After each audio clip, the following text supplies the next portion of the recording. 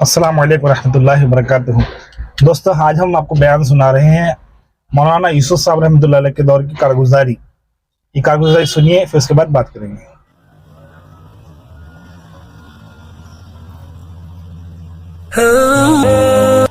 इसीलिए हमारे असलाफ, हमारे बुजुर्ग सवाने पढ़ो, उनकी सीरतें, उनकी तारीखें, उनकी जिंदगियां पढ़ो तो पता चलता है।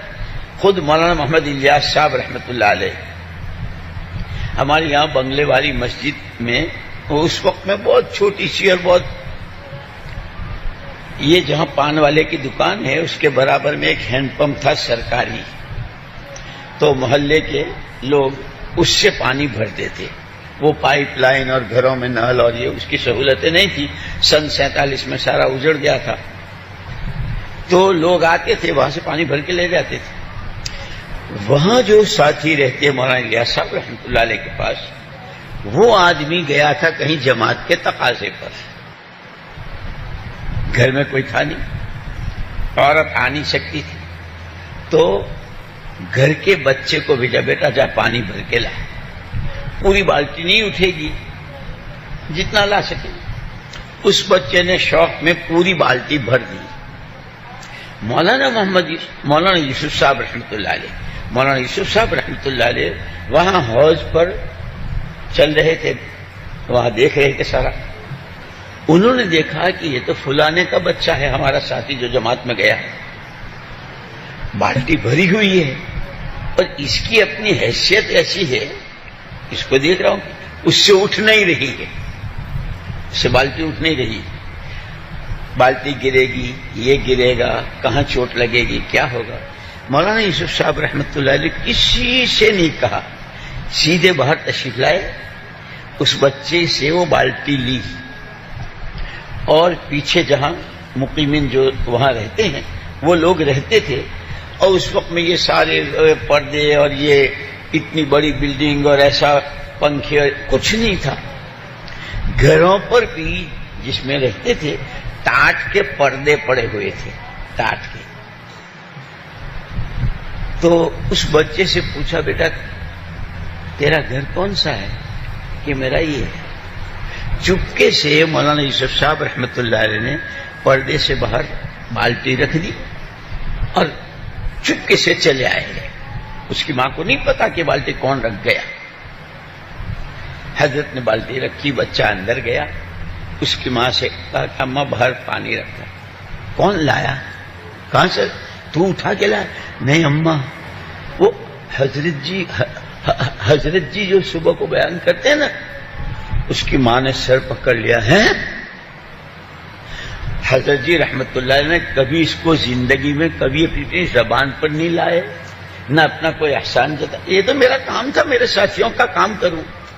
तो असल तो साथियों को इस तरह लेकर चलना था, साथियों, और ये नबूवत का काम है। नबूवत का काम नबूवत वाली सिफात के साथ होता है। काम कहो नबी का और काम करो मुनाफिकों का। अब्दुल्ला इब्ने उबई इब्ने सलूल मुनाफिकों का सरदार था। उसका काम मुसलमानों के ऐबों को उछालना। ये जो मस्जिद आबाद करो हम कहते हैं ना, इस मस्जिद की बुनियाद समझो।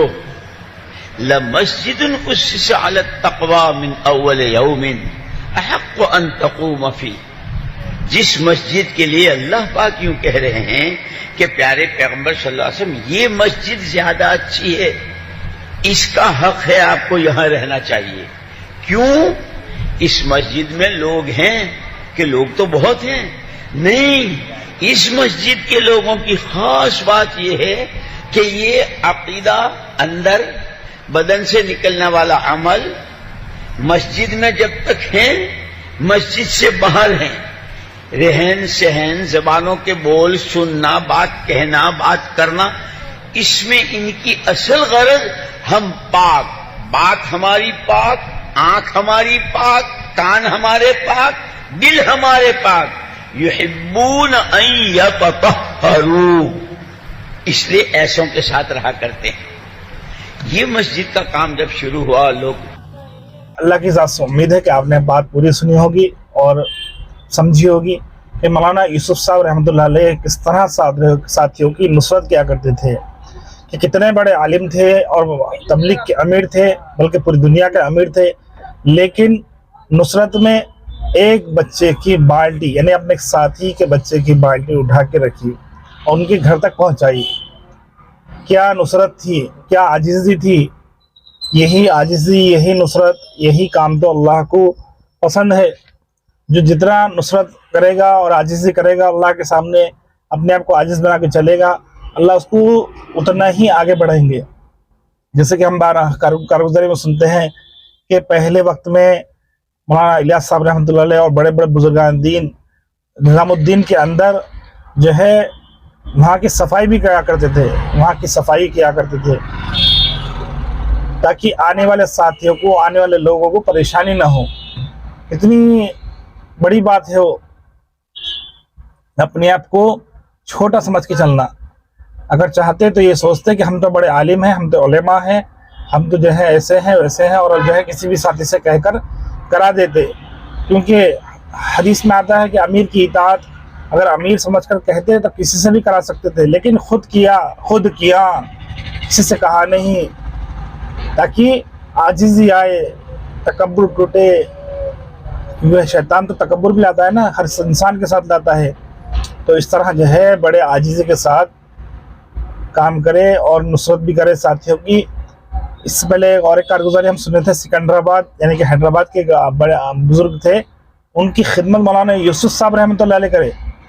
مولانا عابد خان صاحب کی زبانی سنے تھے ہم یہ کارگزاری۔